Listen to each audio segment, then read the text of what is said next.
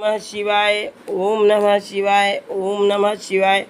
प्रिय भक्तों, आप सभी पर भगवान भोलेनाथ एवं माँ पार्वती की असीम कृपा बरसती रहे। शिव महापुराण की पावन कथा भगवान भोलेनाथ के पावन उद्गार हैं एवं भवसागर से तारने वाली कथा है। अब नारद जी कहते हैं भगवान विष्णु से, तुदियो भूपति शीलनिधि सावृष तत्परः तस्य कन्या विशालाक्षी श्रीमती वर्णाणी, कि हे विष्णु जी, जो है विशालाक्षा विशाल लोचन कन्या जो है शीलनिधि की है, उससे मुझे प्रेम हो गया है और मैं सूत सूत महाभाग सूत सूत महाभाग व्यास शिष्य नमो अस्तुते। कहते हैं कि हे सूत, हे महाभागे, आप जो है ये कथा बहुत ही अद्भुत है, परम है, पावनी है और भवसागर से तारने वाली है। इस कथा का प्रेम पूर्वक वर्णन कीजिए। ऋषिगण प्रार्थना करते हैं। अब क्या होता है कि नारद जी को जब भगवान विष्णु ने अपना रूप नहीं दिया तो नारद जी क्रुद्ध होकर के भगवान विष्णु से कहते हैं, हे हरे त्वं महादुष्टा, हे हरे त्वं महादुष्टा, कपटी कृतवान् पुरा परोत्साहं न सहसे मायावी मलिनाशया, मायावी मलिनाशया। नारद जी कहते हैं भगवान विष्णु से कि हे विष्णु, तुम बहुत दुष्ट हो, कपटी हो और समस्त विश्व को मोह में डाले रहते हो। दूसरों का उत्साह तुमसे सहन नहीं होता है। तुम मायावी हो और तुम्हारा अंतःकरण मलिन है। इस प्रकार से नारद जी भगवान विष्णु से कहते हैं। इसके आगे कहते हैं कि नारद जी का भगवान विष्णु को क्रोधपूर्वक फटकारना और शाप देना, पुनः माया के दूर हो जाने पर पश्चातापपूर्वक भगवान विष्णु के चरणों में गिरना और शुद्धि का उपाय करना। और इस प्रकार कहते हैं। फिर कहते हैं नारद जी, मोहिनी मोहिनी रूपम आदाय, मोहिनी रूपम आदाय कपटम कृतवान् पुरा, कपटम कृतवान् पुरा असुरेभ्यो उपाय ये त्वं वारणी अमृतम नाही। कहते हैं कि नारद जी कहते हैं भगवान विष्णु से कि पूर्व काल में तुमने मोहिनी रूप धारण करके कपट किया, असुरों को वारुणी मदिरा पिलाई और उन्हें अमृत नहीं पीने दिया। छल कपट में ही रत रहने वाले हे हरे, हे विष्णु, यदि महेश्वर रुद्र दया करके विष ना पी लेते तो तुम्हारी सारी माया उसी दिन समाप्त हो जाती। हे विष्णु, कपटपूर्ण चाल तुम्हें अधिक प्रिय है, तुम्हारा स्वभाव अच्छा नहीं है। भगवान शंकर ने तुम्हें स्वतंत्र बना दिया है। अब पुनः कहते हैं, कृतं समुचितं नयु शिवेन परमात्मना तत्प्रभाव बलम ध्यात्वा स्वतंत्र कृति कारका, मोहिनी रूपम आदाय कपटम कृतवान् पुरा, मोहिनी रूपम आदाय कपटम कृतवान् पुरा असुरेभ्योपाय त्वं वारणी अमृतम ही नाही। पूर्व काल में तुमने मोहिनी रूप धारण करके कपट किया, असुरों को वारुणी मदिरा पिलाई और उन्हें अमृत नहीं पीने दिया। हे विष्णु, कपटपूर्ण चालें तुम्हें अधिक प्रिय हैं, तुम्हारा स्वभाव अच्छा नहीं है। भगवान शंकर ने तुम्हें स्वतंत्र बनाया है। परमात्मा शंकर के द्वारा ऐसा करके अच्छा नहीं किया गया और तुम उनके प्रभाव बल को जानकर स्वतंत्र होकर कार्य करते रहते हो। तुम्हारी इस चाल ढाल को समझकर अब वे भगवान शिव भी पश्चाताप करते होंगे। अपनी वाणी का रूप वेद की प्रामाणिकता स्थापित करने वाले महादेव जी ने ब्राह्मण को सर्वोपरि बताया है। हे हरे, हे विष्णु, इस बात को जानकर आज मैं बलपूर्वक तुम्हें ऐसी सीख दूंगा जिससे तुम फिर कभी कहीं भी ऐसा कर्म नहीं कर सकोगे। नारद जी पुनः कहते हैं, अब तक किसी तेजस्वी पुरुष से तुम्हारा पाला नहीं पड़ा था, इसलिए आज तक तुम निडर बने हुए हो। परंतु हे विष्णु, अब तुम्हें अपने द्वारा किए गए कर्म का फल मिलेगा। अद्यापि निर्भया त्वं हि संगा नापातरस्विना इदानीं लप्स्यसे विष्णु फलं स्वकृत कर्मणा। भगवान इत्थम उक्त्वा हरिम सोवथ मुनि माया विमोहिता शशाप क्रोध निर्वीणो ब्रह्म तेजा प्रदर्शन।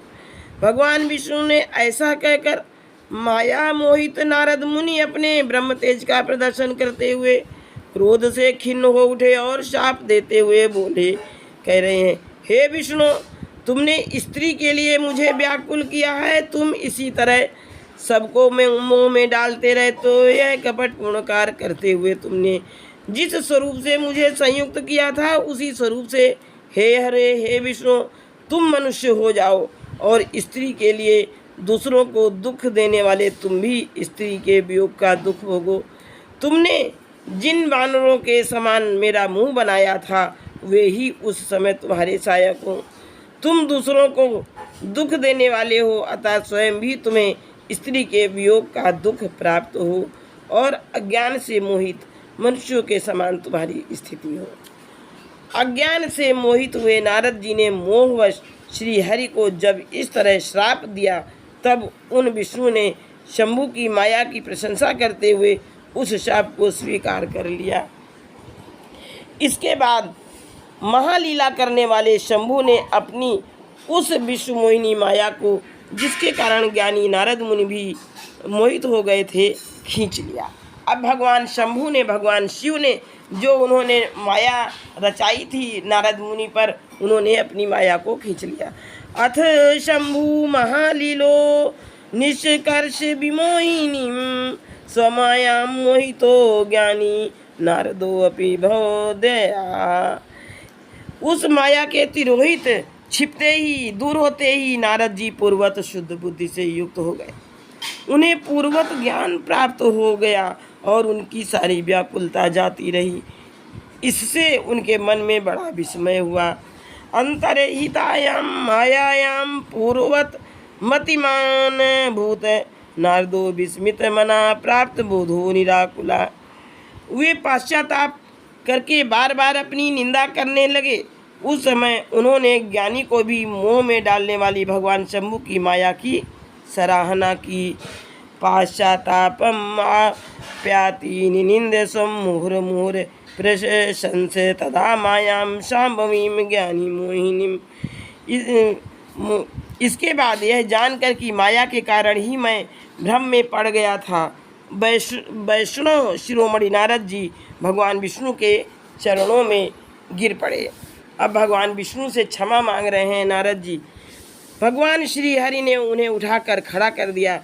उस समय अपनी दुर्बुद्धि नष्ट हो जाने के कारण वे बोले, माया से मोहित होने के कारण मेरी बुद्धि बिगड़ गई थी, इसलिए मैंने आपके प्रति बहुत दुर्वचन कहे हैं।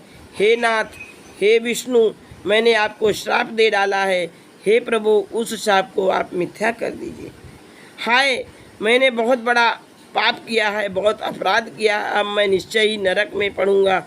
हे हरे, मैं आपका दास हूँ, अतः बताइए अब मैं क्या करूँ, कौन सा प्रायश्चित करूँ जिससे मेरा पाप समूह नष्ट हो जाए और मुझे नरक में ना गिरना पड़े। ऐसा कहकर शुद्ध बुद्धि वाले मुनि शिरोमणि नारद जी पुनः भक्तिभाव से भगवान विष्णु के चरणों में गिर पड़े। उस समय उन्हें बड़ा पश्चाताप हो रहा था।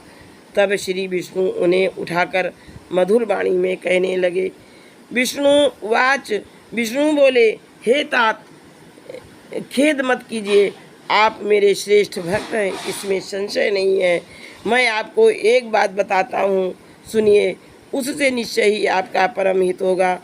आपको नरक में नहीं जाना पड़ेगा, भगवान शिव आपका कल्याण करेंगे। आपने मद से मोहित होकर जो भगवान शिव की बात नहीं मानी थी, उसकी अवहेलना कर दी थी, उसी अपराध का ऐसा फल भगवान शिव ने आपको दिया है, क्योंकि वे ही कर्म फल के दाता हैं। भगवान शिव ही कर्म फल के दाता हैं। यद कार्षी शिव वचो वितथम मद मोहिता सा दत्तवाणी दृशम ते फलम कर्म फल प्रदा।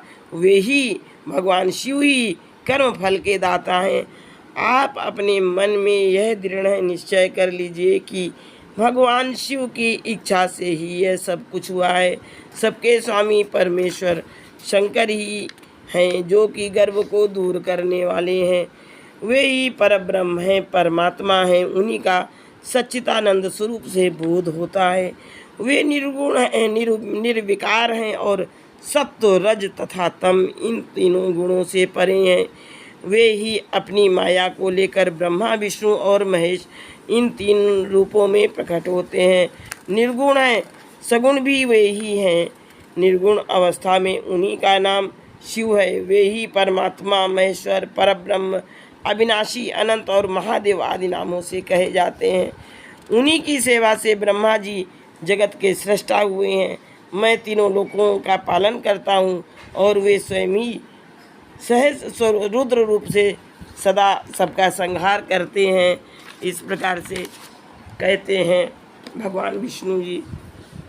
वे शिव स्वरूप से सबके साक्षी हैं, माया से भिन्न और निर्गुण हैं।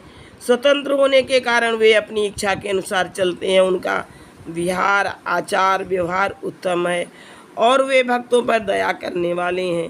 हे नारद मुनि, मैं आपको एक सुंदर उपाय बताता हूँ जो सुखद समस्त पापों का नाश करने वाला है और सदा भोग एवं मोक्ष देने वाला है। आप उसे सुनिए।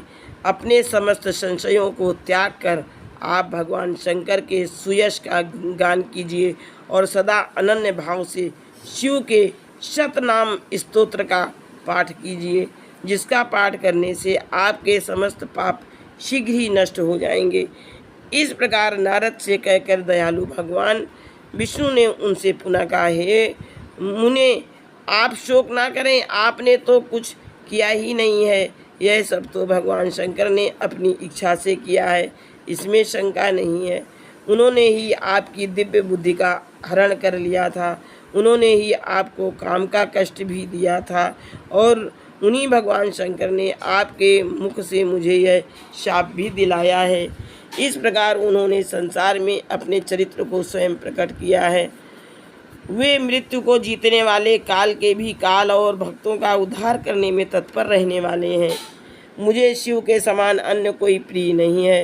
वे ही मेरे स्वामी हैं, सुख हैं और शक्ति देने वाले हैं।